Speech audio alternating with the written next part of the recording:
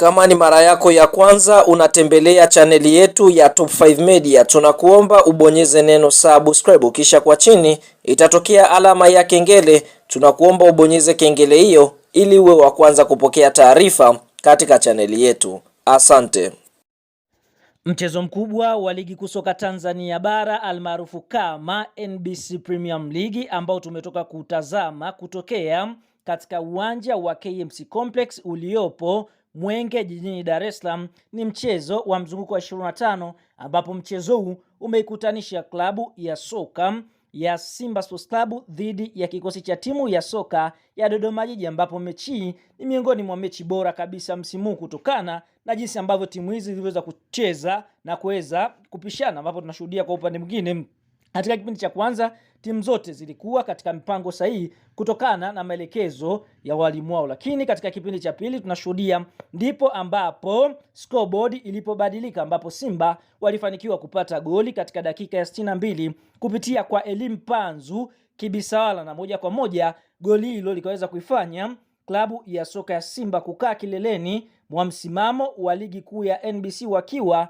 wamecheza michezo 25 na alama zao 58, huku Dodoma wao wakisalia katika nafasi ya 8 wakiwa na alama 33, ambapo tunashuhudia ni moja ya mechi bora kabisa kutokana na jinsi ambavyo timu hizi zilivyocheza. Watu wengi walizania Simba Sports Club itakwenda kuibuka na ushindi wa mabao mengi dhidi ya kikosi cha timu ya soka ya Dodoma Jiji. Sasa katika mchezo wa Simba dhidi ya kikosi cha timu ya soka ya Dodoma Jiji, goli ambalo alishinda mchezaji Elim Panzu katika dakika 62 limekuwa na utata mkubwa kutokana na mazingira jinsi ambavyo liliweza kufungwa, ambapo kiangalia goli hilo kwanza limetokana na mkwaju wa penati ambao yeye mwenyewe Elim Panzu aliusababisha katika dakika ya 59, ambapo alichezewa rafu na golikipa wa klabu ya soka ya Dodoma Jiji. Hapa tukienda kumwangalia moja ya golikipa ambaye alionyesha kiwango bora kabisa, Daniel Mgore, ambapo watu wengi waliweza kwenda mbali zaidi na kusema kwamba huenda isingekuwa penati, lakini tunashuhudia mara baada ya Chama kupiga penati na golikipa Daniel Mgore kuweza kuiokoa penati hiyo, mchezaji Elim Panzu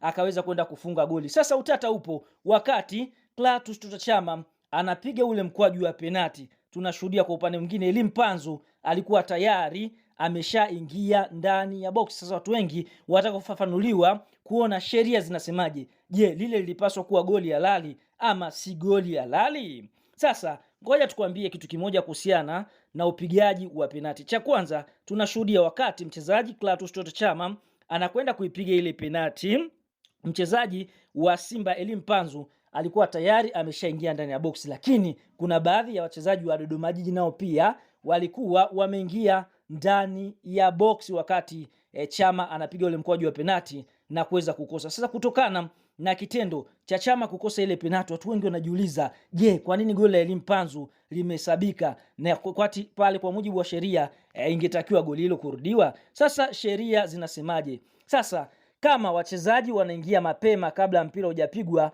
maamuzi utegemea nani aliingia na matokeo ya penati.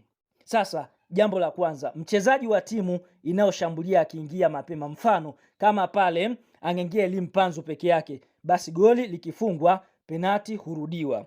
Goli lisipofungwa timu inayodefend, yani timu inayozuia, upata indirect free kick, yani kwa maana kwamba pale kwa sababu Elim Panzu aliingia mchezaji wa Dodoma, kwa hapa goli alikufungwa, basi kwa upande mwingine katika sheria hii, basi kwa upande mwingine hamna hapa cha kusema. Lakini jambo la pili, mchezaji wa timu inayodefend, yani mchezaji wa timu inayozuia akiingia mapema, basi goli likifungwa goli linahesabiwa. Mfano pale mchezaji wa Dodoma angeingia peke yake pasipo mchezaji wa Simba kuingia, basi goli lingehesabiwa, lakini goli lisipofungwa penati hurudiwa. Yani mfano kama pale mchezaji wa Dodoma Jiji angeingia pasipo mchezaji wa Simba kama Chama alivyokosa penati pale, basi goli lingerudiwa. Lakini wachezaji wa timu zote mbili wakiingia mapema kama ambavyo wachezaji wa Dodoma Jiji walivyoingia na Elim Panzu walivyoingia, basi mara nyingi penati hurudiwa bila kujali matokeo. Yani kwa maana kwamba pale penati ya jana ingetakiwa kurudi, kwa sababu kiangalia Mpanzu aliingia na kuna baadhi ya wachezaji wa Dodoma Jiji waliingia. Sababu ya sheria hii ni kuhakikisha fairness, yani haki kwa timu zote mbili. Kuingia mapema kunaweza kumpa mchezaji advantage ya kuwahi kurebound mpira kumbana mpigaji, au kumsaidia golikipa kabla ya muda sahihi haujafika. Ndio maana waamuzi wa VAR huangalia sana hilo, hasa kwenye mechi kubwa. Kwa hiyo kama pale kungekuwa na VAR jana katika uwanja wa KMC Complex, basi refari angeenda kujiridhisha penalti hiyo, kisha moja kwa moja kwa upande mwingine angekuja kutoa maamuzi ya kurudiwa, kwa sababu ukiangalia kuna wachezaji wa Dodoma waliingia na mchezaji Elie Mpanzu aliingia. Kwa hiyo kwa maana kwamba tuna conclude ama tunamalizia kusema kwamba penalti ya jana ilipaswa kurudiwa, kwa sababu ukiangalia wachezaji wote wa Dodoma Jiji, mchezaji wa Simba waliingia ndani ya box kabla Chama mpira hujatoka mguuni kwake kwenda kwa golikipa. Lakini kama Mpanzu angeshinda goli pasipo mchezaji wa Dodoma kuingia, basi wangenufaika Dodoma Jiji kwa kuweza kupiga indirect free kick, yani ya moja kwa moja. Lakini kama mchezaji wa Dodoma angeingia na Chama angekosa penalti, basi ingerudiwa, na kama angepata basi moja kwa moja penalti hiyo ingehesabiwa. Hopeful umetolewa mdau wetu wa nguvu. Kama ni mdau pia umeweza kufurahishwa na hiki ambacho tumeweza kuchambulia, una nafasi ya kwenda kushare video hii katika magrupu mbalimbali ili watu waweze kujifunza kuhusiana na sheria za penalti.